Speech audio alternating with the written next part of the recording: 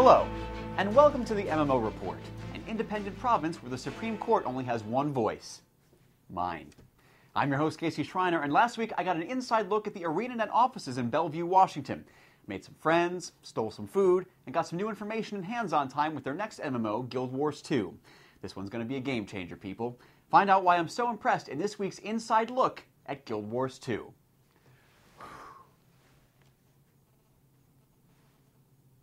It's supposed to just go.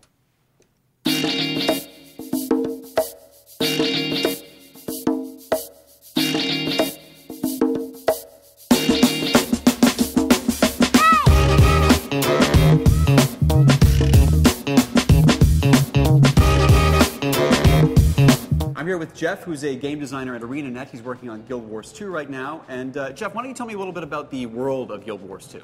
Well, the world of Guild Wars 2 is set in Tyria, which is also the world of the original Guild Wars from years ago. And what we've done is we've taken our well-known world of the Guild Wars and moved it forward 250 years. We've had 250 years more of history, and things have changed in Tyria since the original time. In the original Tyria, we had a war between the humans and the feline-like Char. Now we've got the humans and Char have a détente. They have a truce between the two sides, and they're threatened by greater dangers. We have 5 races now available in Guild Wars 2. We only had humans in Guild Wars 1. The 5 races are the humans, the Char, the small, brilliant, insufferable Asura, the Norn, who are proud, boastful barbarians, and we've got the Sylvari, which is a new race, and they are a race that just appeared in the last 25 years, and they are rather mystical and plant-like in nature. These are the tree people. Those are the tree people. Yeah. You have 5 races that you can have, and what the story of, and in the 250 years between Guild Wars 1 and the present, we have the world has changed, and in that change, the dragons have awoken. These are powerful elder elemental creatures. Just, one of them brought an entire nation from the bottom of the sea and enslaved its population into undead minions. Another one has carved a scar across the Char territories of Ascalon, leaving crystalline minions in its wake. These are big earth-shaking creatures, and their minions are threatening all of life on Tyria. And one of the themes of the game is how the races have to come together in order to fight these elder dragons. So these dragons, this is a big deal going on. This is a big deal. This is the world-shaking stuff. So I'm here with Colin. He's the lead content designer for Guild Wars 2, and man, we have a lot to talk about. Yeah. Guild Wars was known for sort of messing up the space of MMOs and shaking things up a little bit. Guild Wars 2 is basically taking the foundation and destroying it and building something that's newer and better. One of those things is I don't have to have a healer in my group. Yeah. What is my priest going to do to feel better about himself now? Well, what we've tried to do with that is every profession in the game can kind of fill the roles that they need to fill based on what the party needs at any given time. So we're getting rid of that moment where you've got you and your 3 buddies and you're hanging out and there's this thing you really want to do and no one wants to play the priest and you're trying to find somebody to play the priest and you spend 40 minutes sitting around typing, looking for group, need a priest. We don't think that's fun. I don't know a lot of people who enjoy doing that. It's one of my favorite parts of the game. Yeah. LF tank, please. So we want to get rid of that. And what we've done is we've given each class the ability to play a lot of different roles. And you can hot swap those roles while you're in combat.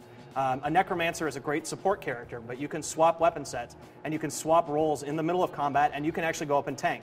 And then you can pull back out again and you can start doing DPS. Each one of the professions has the abilities to do this to a certain degree, so they can fill the roles that their party needs, and you can play the profession that you want to play, and then you change your roles based on what your party needs as you're in the battle.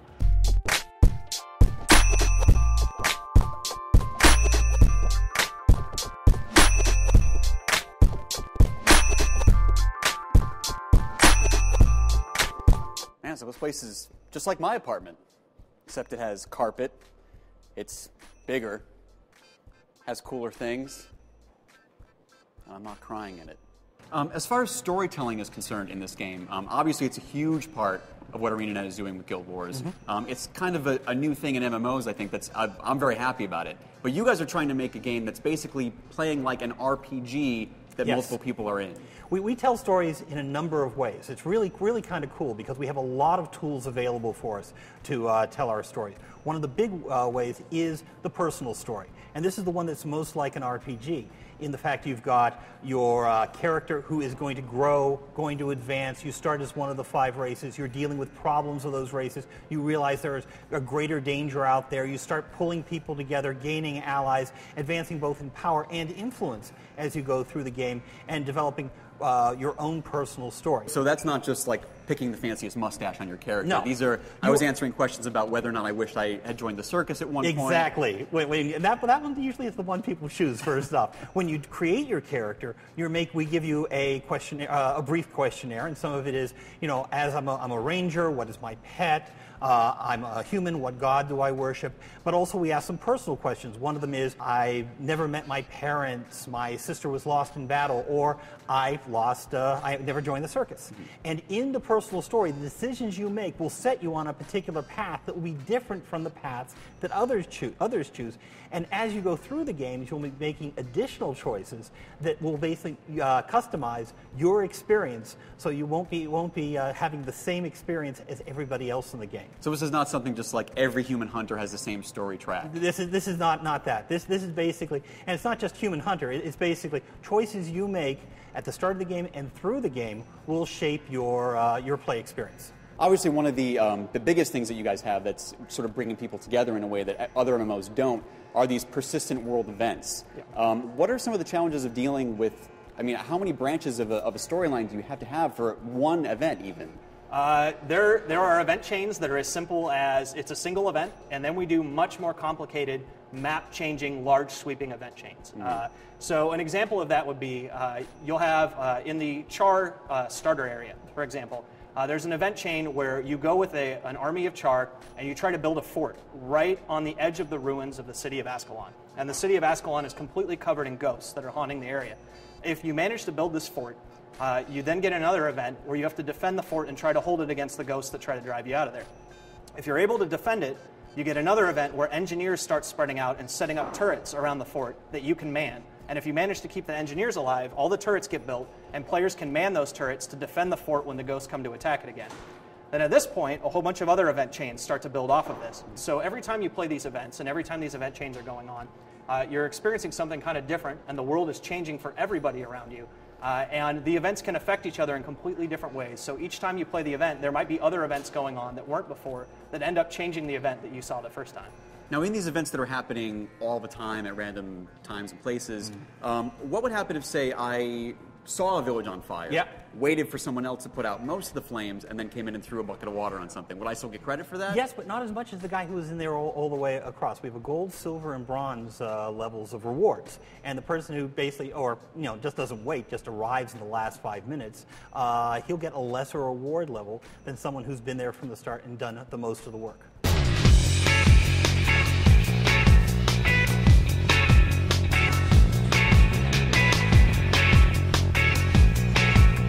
All right, who's up for Dominion? We got Feast, Adventurer, Festival, Seller, the Bureaucrat, and the tour.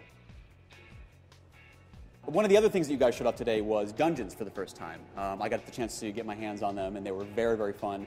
What do you guys have planned for dungeons? Because this is not just like an instance like in another MMO. This is a fully immersive storytelling experience, right? Yeah, absolutely. So our dungeons have 2 modes, and the first mode is the story mode. And that tells the story of these 5 great heroes who have arisen to help fight the dragons in the world. And you are their ally. And these dungeons, through the story version, they tell the story of these 5 heroes. And you help them overcome their problems and help them kind of, we like to say we're bringing the band back together. These heroes break apart, and you're helping get these 5 great heroes back together to overcome all these great evils. And the story dungeons are intended more for casual groups. They're for pickup groups. They're a little bit easier. They are 5-man groups, but it gives you the opportunity to play a dungeon in Guild Wars 2 and have kind of that pickup group aspect to it and play a raid. They're also just fun things to play with your friends, and they have these great deep stories that you get to experience. Then when you complete the story mode, you unlock the explorable mode of the dungeon. And the explorable mode is intended for our hardcore raiders and folks who really want a challenge in Guild Wars 2. When you go into one of these explorable dungeons, you get 3 paths that you get to pick between on which way you want to go through the dungeon. And each path that you pick is completely different. So every time you play through the repeatable dungeon, you can pick one of these 3 paths and you can experience something different. And you're not just playing the same boring dungeon over and over again. You can always mix it up and do a different one. And these explorable dungeons are the kind of thing that you would want to experience with your great D&D group when you're doing a dungeon run. I was going to say, it sounds very similar to like a really good D&D campaign, and not something where like you call up all your friends and you're like, 11 o'clock we're starting this raid, by 11:15 we'll be at this room. Yeah, this is all randomized stuff and new experiences each time. That is totally the idea. Yeah, I mean, we're taking our dynamic event system from out in the explorable world, and we also apply that to our dungeons. So when you're playing through a repeatable dungeon, you're going to pick one of these 3 branches that you go through, and as you're playing through that branch, there are bonus events that you can encounter and extra events that you can unlock that actually change the things that you experience.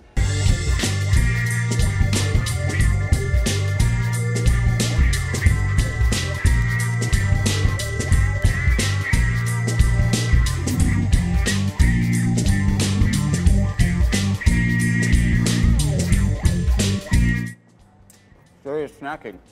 I weren't kidding. I have to say, Jeff, some of my favorite people at MMO companies are the lore masters. Because I know what you guys have, walls of books and scrolls. Are you... Wiki pages now. It's all electronic now. There's something to be said about a scroll with a nice tea-stained edge to it.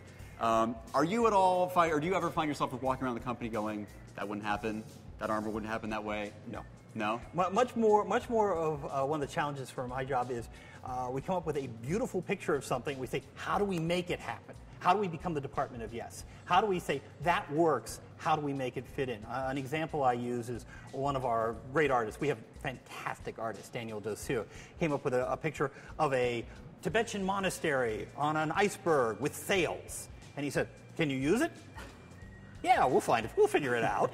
And we found another art picture by Keikai that basically of these polar bear warriors. So the polar bear warriors are living in the iceberg Buddhist temple, and basically they are coming down to flee the ice elder dragon Jormag. And so it all suddenly fits into the world and becomes part of the greater whole. And because we're a company that's iterative, we keep going back and checking things and changing things and modifying things. It makes it easy to put in the new brainstorm, to basically put in what works, what looks cool, what looks like a great opportunity, and to pull out the stuff that is less cool. There is nothing about that polar bear temple that I don't like. And as far as the actual game itself, are you going to keep the free-to-play method with some microtransactions in there? Absolutely, yeah. Guild Wars 1 was buy the box, play it for free forever. Guild Wars 2 will be exactly the same thing. We are never going to charge a monthly fee for Guild Wars 2. If you buy our game, you can play it, that's it. We believe that if we are doing our job and we're making expansion content that is good enough, people will buy it and continue to support our company. And if we're not making stuff that good, then they won't, and that's their choice. We don't think that we should charge them a monthly fee. We think that we should earn our money by making great content that people would want to buy. That's very important to us. We will have microtransactions, just like Guild Wars 1 did. It's very important to us that our microtransactions are superficial things. Things that don't make you more powerful than other players. They are things that change the look of your character only, or change the fun experiences that you have on the side. They are never things that will make you more powerful than other characters, and they are never things that you have to buy to play the game. When you buy Guild Wars 2, you get the whole game, period. You never need to get a microtransaction to get more of it.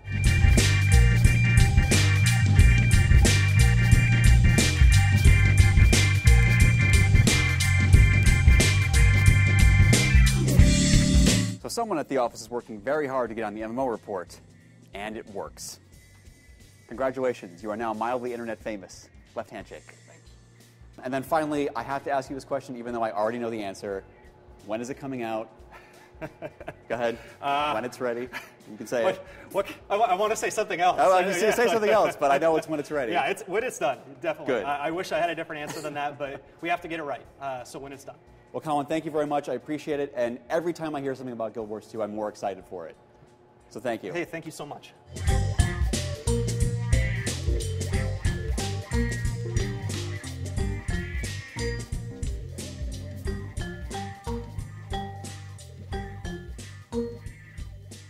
Well, that was educational. You might actually be able to score some AP credit for watching.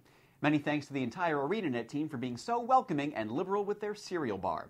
Hopefully you all enjoyed what you saw, and like me, have already started salivating in anticipation for the release date, whenever that may be. Oh, and before we go, if you've got some free time next weekend, why not check out the 4th annual Second Life Science Fiction Convention?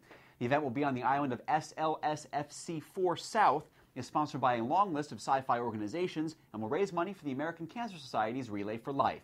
So why not take some time out of your busy gaming schedule to do some good and, virtually socialize with some equally awkward nerds. Look, I know I can't ask too much of you, but it's for a good cause. So until next time, I'm Casey Schreiner. This is the MMO Report. And if you do happen to find yourself in the Emerald City, be sure to try to hunt down a Dragon's Tooth Stout from the Elysian Brewing Company. Not only does it sound like an epic soul-bound item, but it tastes like one too. Or what you'd imagine one would taste like. I don't know. But I credit it with giving me the stat buffs I needed to survive 3 days in Seattle on about 4 hours of sleep. So drink up. Responsibly. Most important part of any game test lab? Lots of hand sanitizer. I think we've got a sneak peek at one of the new updated continents. Check it out. Pro tip, if you don't want to wait in a queue, hit Space Mountain first. Man, seeing all this beautiful artwork in here really makes me wish I watched more Bob Ross as a kid. Or had artistic ability, which I don't. I don't know the story behind this, but I'm guessing it involves breaking a law.